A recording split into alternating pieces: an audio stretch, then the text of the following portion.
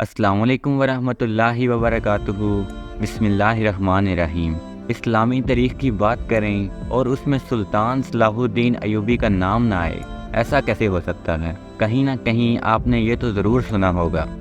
فلسطین میں جس میں سارا یورپ اپنی طاقت کے ساتھ میدان میں اترا تھا، اور اذا تنہا صلاح الدین ایوبی رحمۃ اللہ علیہ اکیلا اس لشکر سے ٹکرایا تھا، اور انہیں اس میں ساری رومن امپائر کو شکست ہوئی تھی۔ اور آپ کے دماغ میں کیوں، کب اور کیسے کا سوال آیا ہوگا، تو اسی سوال کے جواب کے لیے ہماری اس ویڈیو کی سیریز ہسٹری آف سلطان صلاح الدین ایوبی کو لائک، شیئر اور سبسکرائب کریں تاکہ سلطان صلاح الدین ایوبی کی تاریخ کو آپ اچھی طرح جان سکیں۔ 11ویں صدی عیسوی کے آخر سے صلیبی جنگوں کا آغاز ہوا اور یہ سلسلہ 13ویں صدی عیسوی کے آخر تک چلتا رہا۔ تقریباً 200 سالوں میں ہونے والی جنگوں میں جرمنی، فرانس، برطانیہ اور یورپ کے تمام عیسائی حکمرانوں نے حصہ لیا۔ ان صلیبیوں کا مقابلہ والی موصل عماد الدین زنگی، سلطان نور الدین زنگی اور سلطان صلاح الدین ایوبی جیسے مجاہدوں نے کیا۔ ایوبی خاندان کے بعد مملوک صلیبیوں سے نبرد آزما رہے۔ اس طرح کل 7 بڑی صلیبی جنگیں ہوئیں۔ صلاح الدین ایوبی کا تعلق کرد قوم سے تھا۔ وہ 1138 میں موجودہ عراق کے شہر تقریب کے مقام پر پیدا ہوا۔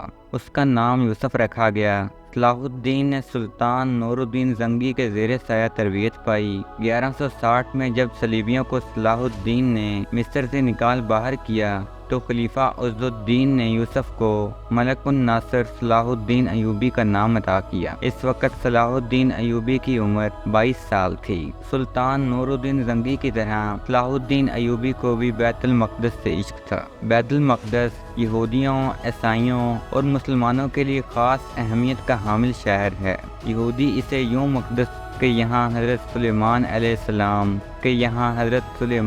السلام نے عظیم الشان عبادت گاہ ہیکل سلیمانی بنائی تھی۔ عیسائی اسے اس طرح اہم جانتے ہیں کہ یہاں حضرت عیسیٰ علیہ السلام نے تعلیم و تبلیغ کا سلسلہ جاری رکھا تھا، اور مسلمانوں کے لیے یہ شہر اس لیے مقدس ہے کہ اس قبلہ اول سے سرور کونین حضرت محمد صلی اللہ علیہ وآلہ وسلم نے سفر معراج کیا تھا۔ پاک ذات ہے وہ جو اپنے بندے محمد صلی اللہ علیہ وآلہ وسلم کو راتوں رات مسجد حرام سے مسجد اقصی تک لے گیا، جس کے ارد گرد کو ہم نے بابرکت بنا رکھا ہے تاکہ یعنی محمد صلی اللہ علیہ وآلہ وسلم کو ہم کچھ اپنے عجائب قدرت دکھائیں۔ بے شک اللہ تعالیٰ سب سننے والا اور سب دیکھنے والا ہے۔ 638 عیسوی میں خلیفہ ثانی حضرت عمر رضی اللہ عنہ نے بیت المقدس فتح کیا۔ اس فتح کے نتیجے میں مسلمان اور عیسائی یہاں پرامن طور پر رہنے لگے۔ یہودی، عیسائی اور مسلمان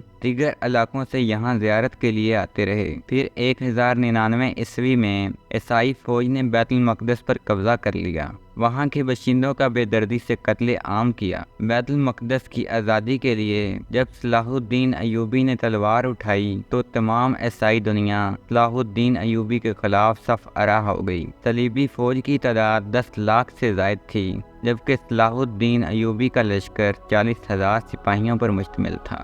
صلیبیوں کے پاس جدید ترین اسلحہ تھا اور باعمل اہل ایمان کے پاس صرف برہنہ تلواریں تھیں اور اللہ تعالیٰ کی ذات پر کامل یقین تھا۔ یہ وہ ہتھیار تھے جن کے بھروسے صلاح الدین ایوبی نے تیسری صلیبی جنگ 1187 عیسوی میں وہ عظیم الشان فتح حاصل کی، اس کی سوزش سے آج بھی عیسائی دنیا کے سینے جلتے ہیں۔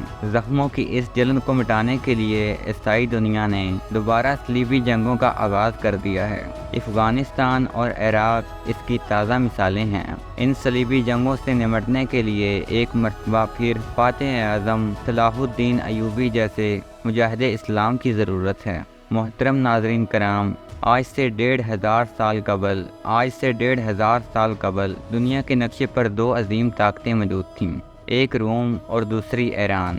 موجودہ سیاسی اصطلاح میں کہا جا سکتا ہے کہ یہ دونوں ماضی کی سپر پاور تھیں۔ روم پر عیسائیوں کی حکمرانی تھی اور ایران مجوسیوں کا مرکز تھا۔ ان کے عقیدے کے مطابق آگ ہر شے کو جلا دینے کی طاقت رکھتی تھی، اس لیے اسے خدا کا درجہ دیا گیا۔ ایران کے تمام چھوٹے بڑے معبدوں میں ہر وقت آگ روشن رہتی تھی اور پجاری بھڑکتے ہوئے شعلوں کے سامنے سجدہ ریز رہتے تھے اور صدیوں سے مخصوص دعا مانگتے تھے کہ اے ہمارے معبود، جس طرح تو لازوال و عظیم ہے، اسی طرح اپنے نام لیواؤں کو بھی عزت و جلال عطا کر۔ ہمیں ہمارے دشمنوں پر ایسا غلبہ بخش دے جیسے ذبح ہونے والے جانور بے دست و پا نظر آتے ہیں۔ اہل زمین کے دلوں میں ہماری ایسی ہیبت ڈال دے کہ وہ سوتے میں بھی ہم سے خوف زدہ ہوں، اور درفش کاویانی کو اتنا بلند کر کہ وہ آسمان کو چھونے لگے۔ درفش کاویانی دراصل آتش پرستوں کا مقدس پرچم تھا۔ ایرانی افواج اور عوام اس بات پر پورا یقین رکھتے تھے کہ جس میدان میں یہ متبرک جھنڈا لہرائے گا